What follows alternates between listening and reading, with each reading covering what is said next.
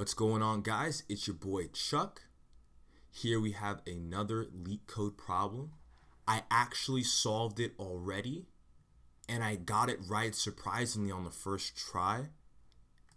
I figured my solution was to some degree unique, so I wanted to go over it right now.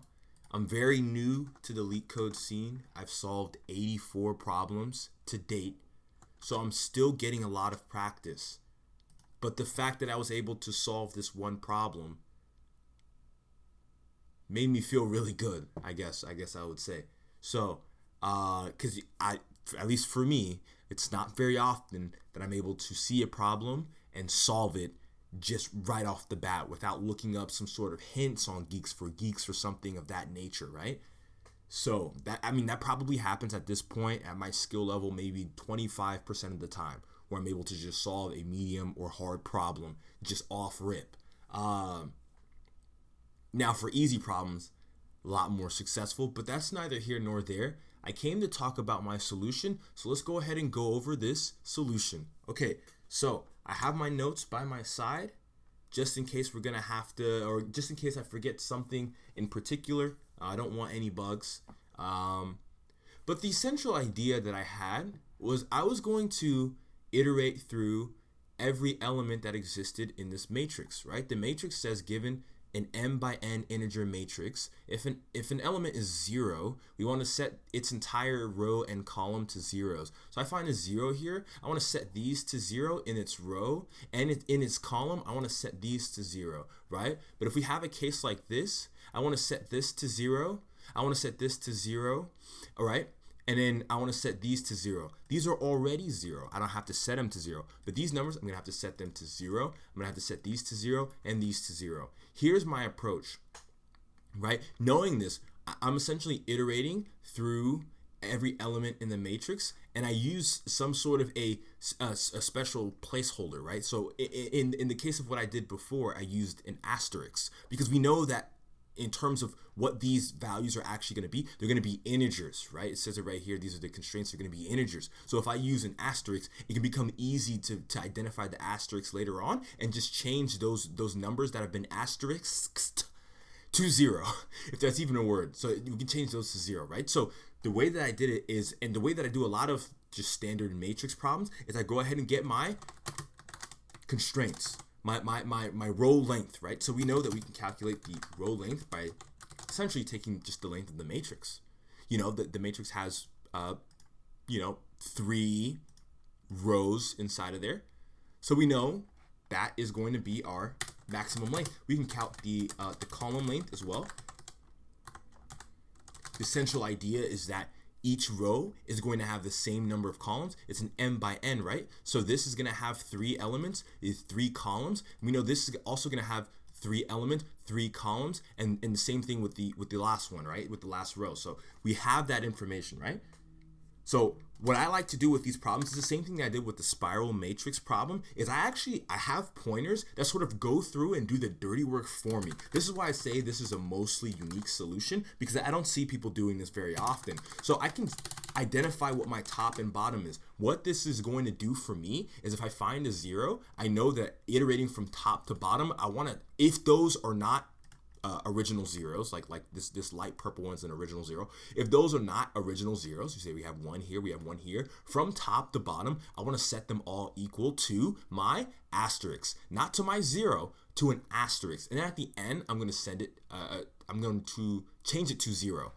So you'll see what I mean in a second here. Our bottom is going to be the row length. Same thing with the left to right. We're going to look in this matrix and see, okay, so we found this 0 here. We need to start from this side all the way to the end and set those all equal to 0, as long as they are not the original 0 or an original 0. In this case, there's 2. And the reason why I want to set it to an asterisk first is because if I set this to, maybe not this one, if I set this to 0, right? You can imagine a scenario while I'm iterating through the matrix. Okay, I've seen this. Okay, I set this to 0. Okay, so now the next element that I see is this right here. If this is a 0 and my functionality is supposed to do some particular action on every 0, then it's going to do and repeat that action on this 0 as well. So I'm going to actually have duplicate, or I'm going to have incorrect solution, because then I see this 0 here, and then it's also going to set this entire column to 0. That's not what we want. Remember, we only want this to be a 0. We don't want this entire column to be a 0. This is why it's important to set it to an asterisk, because if I set it to an asterisk, then it's not going to run that particular functionality. When it sees this again, it's just going to ignore it because it's not an original 0. This is why I make a distinction between original zeros, regular numbers, and special characters. These are the 3 things that we have to keep in mind. Okay, so we have our left. We know our right is going to be the column length. Okay, so this is essentially, I mean, you can consider this O of 1 space, right? Because this variable right here, these are constants, and this is also a constant as well. It's not like an array. It's not going to grow with any particular input. It's not a string. It's not going to grow with any particular input. It's not a hash set. It's not a stack, not a queue, not a linked list, nothing. Just a regular primitive type. So I'm going to start at 0. So what we're doing here is we're just going to iterate through every single element that exists in the matrix.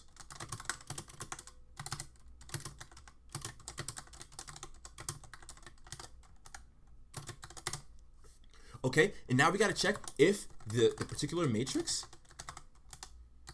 if that element is equal to 0.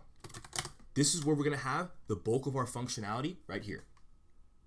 So it's important, right? It's particularly in this case, if I see a 0 right here, again, I don't want to override this 0. I want to keep it so that any 0 that you see is an original 0. This is what I think of in my head. I'm like, okay, these zeros are original zeros, and these other zeros are formed from these zeros. Okay, but we need to have these original zeros in order to be able to properly form every other 0, correct?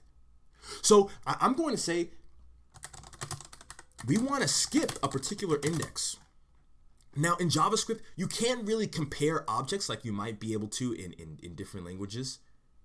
So we know in JavaScript we have primitive types, and we have essentially objects, and these are passed by reference. And primitive types like booleans and numbers and things of that nature are passed by value.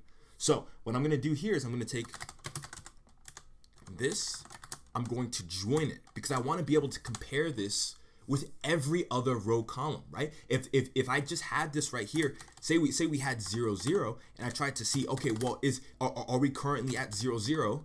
I wouldn't be able to do this, because what's actually being compared is the memory location. I want to compare the actual index, right? Or the pair of indexes, right? Or indices. So I'm going to set top equal to 0. I'm going to set bottom equal to row length. This is to just reset after everything. I can actually have this at the bottom. It doesn't really matter.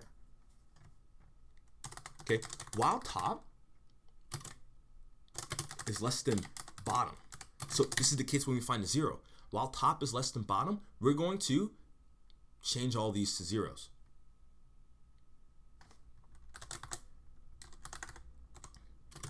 So we know we have our top, this is 0, and our column is at 1. So we're going to do 0, 1, 1, 1, 2, 1, right? For the row, right? Now, the only thing is we have to make sure that this is not equal to our skip index. And we have to make sure that this is not an original 0. Then what we can do with this, we can take top and column as our index or indices, so we can manipulate each of these. So we're manipulating this right here, set it equal to an asterisk. This, we're going to skip it. It's an original 0. We're going to set this equal to an asterisk. This is the same sort of functionality we're going to have from left to right. Okay? All we have to do here is increment top. Then in this case, we're going to do the same thing with left to right.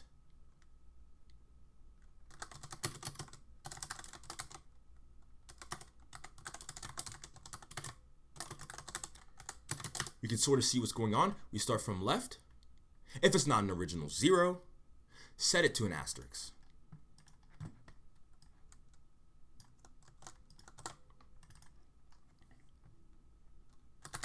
only in this case, we're moving within the constraints of a particular row. So we're in row 1. We're looking at left 0, 1, 2.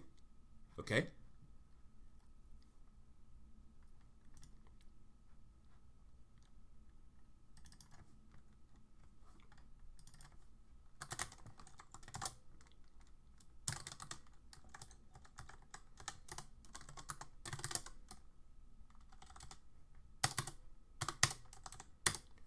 Okay.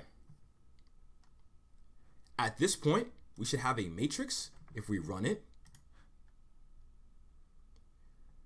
that has a particular set of characteristics.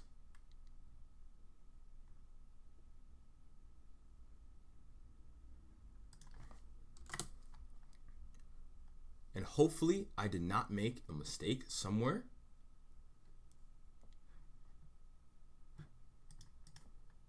What happens if we return matrix? I just want to see what it looks like when we return. Oh, I guess we're supposed to do this in place. That's correct. So nothing really is going to happen.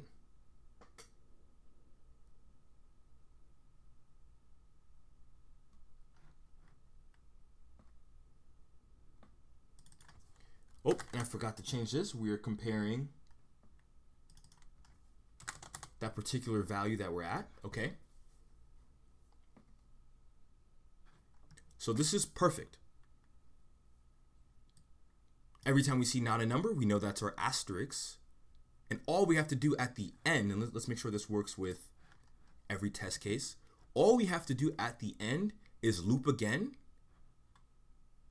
See, it works right here. These are original zeros. Works right here. Works right here. All we have to do is loop one more time.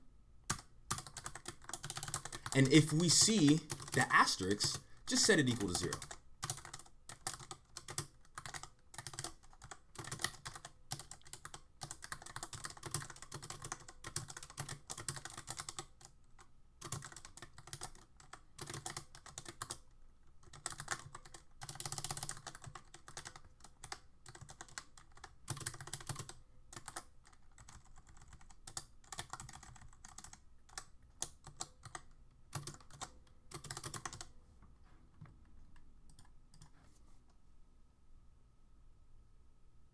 Here we go.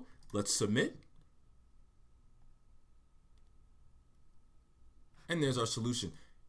It says 8% here. I promise it was a lot better than that before. Okay, 35%. It was just at, what was this at? Maybe it was 60 something. 68%. I mean, I'm not claiming it's the most efficient solution, but it definitely should be a lot better than 8%. But you can't tell from that 8%, but I think it's a decent solution. Now, there's probably better ways to do it. Actually, I know I can guarantee there are better ways to do it, but this was my first idea, and it worked out on the first try. So I just wanted to show you guys my thought process, and that was pretty much it.